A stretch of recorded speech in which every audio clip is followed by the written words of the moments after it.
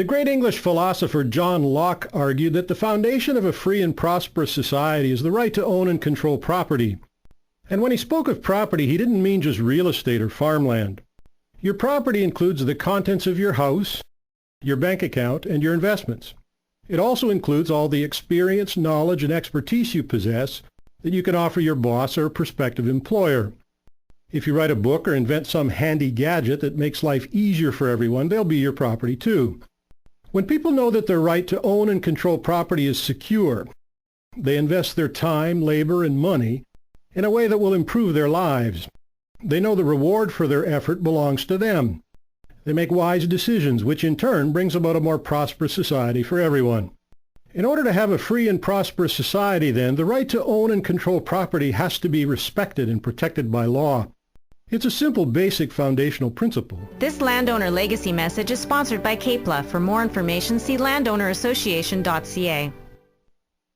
Welcome to CAEPLA Connections Landowner Talk Radio. I'm Kevin Avram, and again this week we are sitting around the kitchen table, as it were.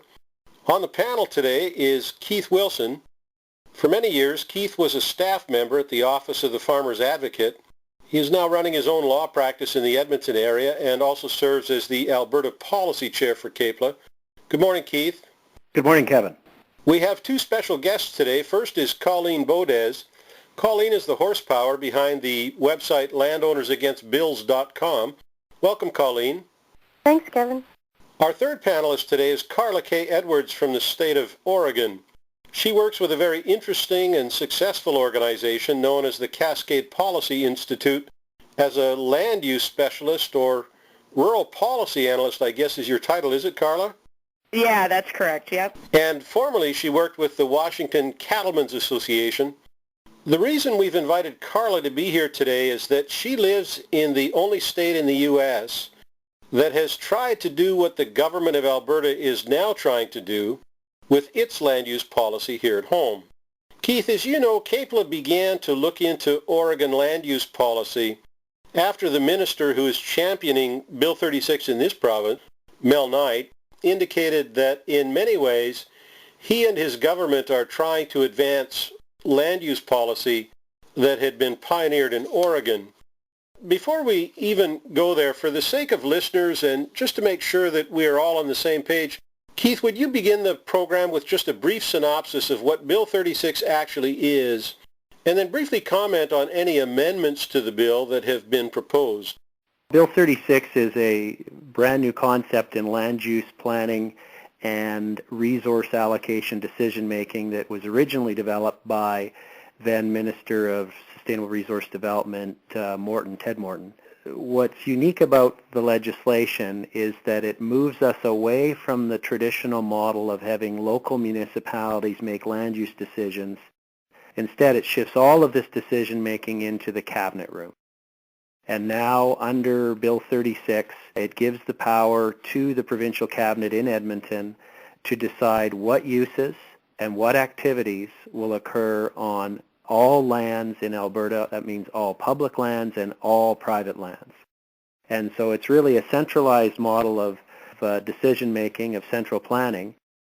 When I met with the minister to discuss the amendments, what we learned and is now widely known is that the amendments don't deal with the fundamental flaw in the policy, which is central planning, and don't do anything to limit these unprecedented powers that the Cabinet's given itself to rescind water licenses, grazing leases, timber harvest agreements, oil and gas leases, and so on.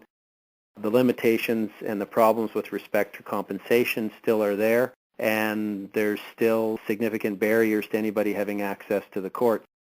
During the meeting with the minister, Minister Mel Knight, the current Minister of Sustainable Resource Development, I put the question to him. I pointed out to him, I tried to find another jurisdiction that had followed this model before, and I pointed out to him that all of my research kept taking me to Eastern Europe. And I asked him, is there some other place that's done this that I haven't found that they base this on? And he said yes. He said Oregon. Bill 36 initially provided Cabinet with the authority to extinguish legal agreements, even land titles, and then at the same time the legislation hamstrung the landowner with respect to appropriate compensation. and would even deny him or her access to the courts, so you couldn't attain legal redress for your grievances. The amendments have since exempted land titles, but there are still other aspects where licenses or agreements could be rescinded. Would that affected landowner who's had his or her licenses or agreements rescinded have access to the courts? That's a good point, Kevin. Even with the amendments, and let's use an example of a dairy farmer, they can't rescind his land title, but they can rescind his approval for the dairy farm, and they can rescind his water license. Why does the cabinet think it needs those powers, especially when water is already regulated and monitored and allocated by Alberta Environment, and confined feeding operations are monitored by and regulated by the Natural Resources Conservation Board?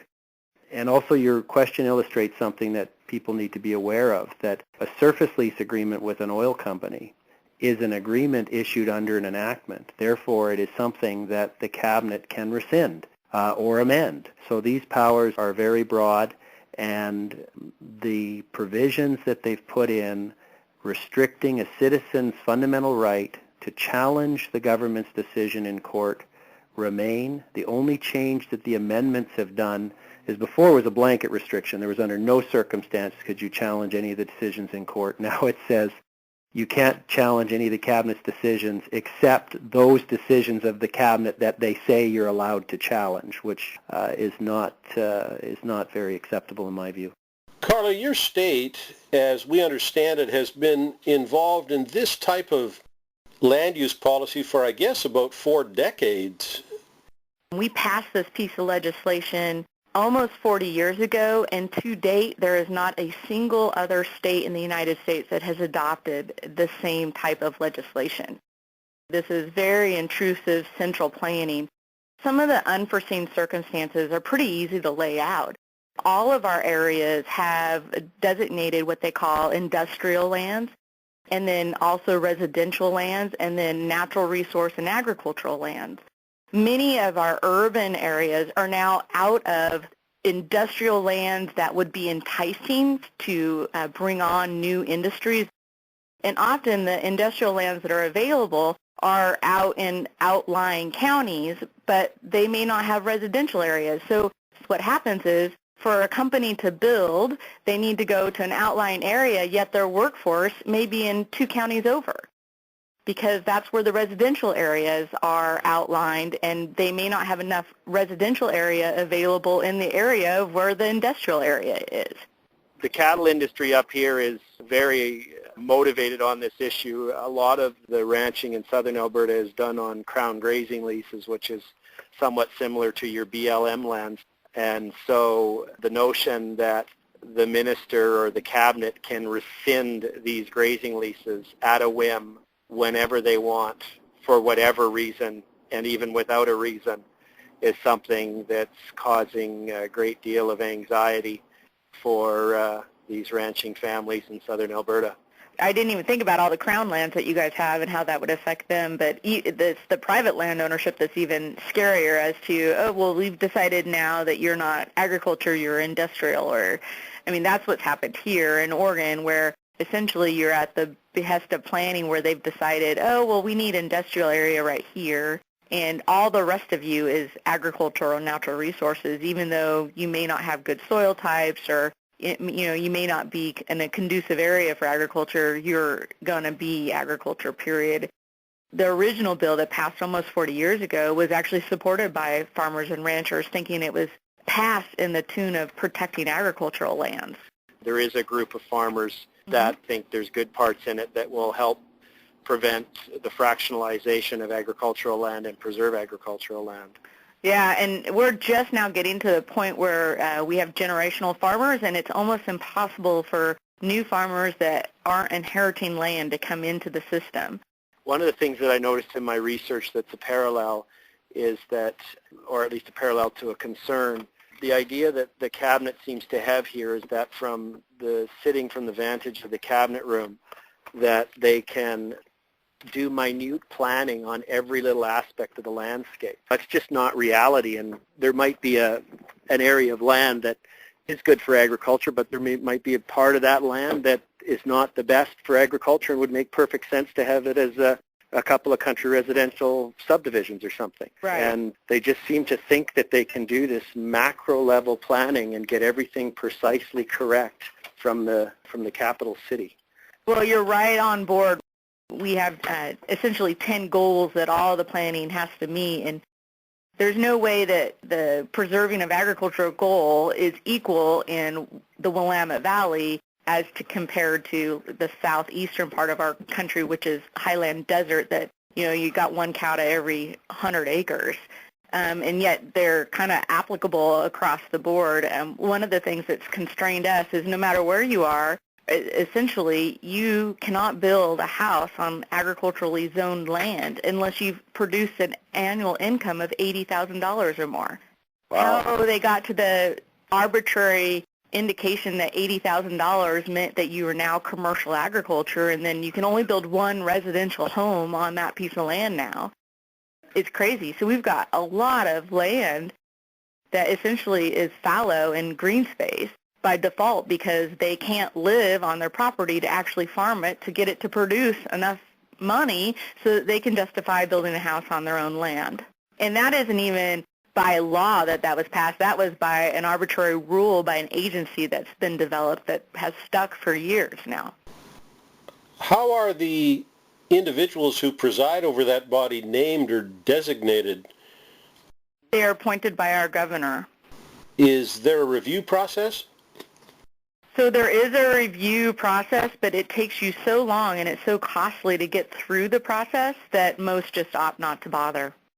I'm curious about the relationship then that exists between junior levels of government and those who are actually having their fingers or hands, as it were, on the levers or levers that make the statewide central planning possible. The body that is doing it is what we call a board that's appointed by our governor that oversees all the rules to administer this law. How the local governments function with this hierarchy is you're really kind of at a blackmailed level. Like you have to meet your planning goals. And if you don't meet your planning goals, you're pushed back down to continue to plan. And let me tell you, we have huge planning departments at a local level, at a county level, trying to meet the mandates of the statewide planning law. So though your local area may feel like, oh, well, we really need to focus on this water quality issue or something else, most of our resources are being tied up with land use lawyers and planners so that our counties can continue to have a plan that's approved by the state. Keith, when you met with Minister Mel Knight, did he indicate at all what it is about the central land use planning policy in Oregon that he would like to emulate? No, he just referred to it as the example that they've used and that they look to. What I'm hearing from Carla is just confirmation of all of the things that myself and other people have predicted are going to happen here. I mean, under Bill 36, every municipality is required within a specified period of time to review and amend all of its municipal development plan, land use bylaw, area structure plans, subdivision plans. This isn't on a go-forward basis. This is existing and going forward. And to review every policy it has and bring them into a line with the cabinet's wishes under the regional plan. And then there's all these punitive mechanisms, including stripping the municipality of its bylaw-making authority, withholding grant monies if they don't comply. And, where are the municipalities going to get the resources to do all this planning just to satisfy the vision of the central planners in Edmonton? I'll tell you what, you'll have a huge surge in planning and planners, so, start that college education thing because you can't hire enough planners and enough land use lawyers.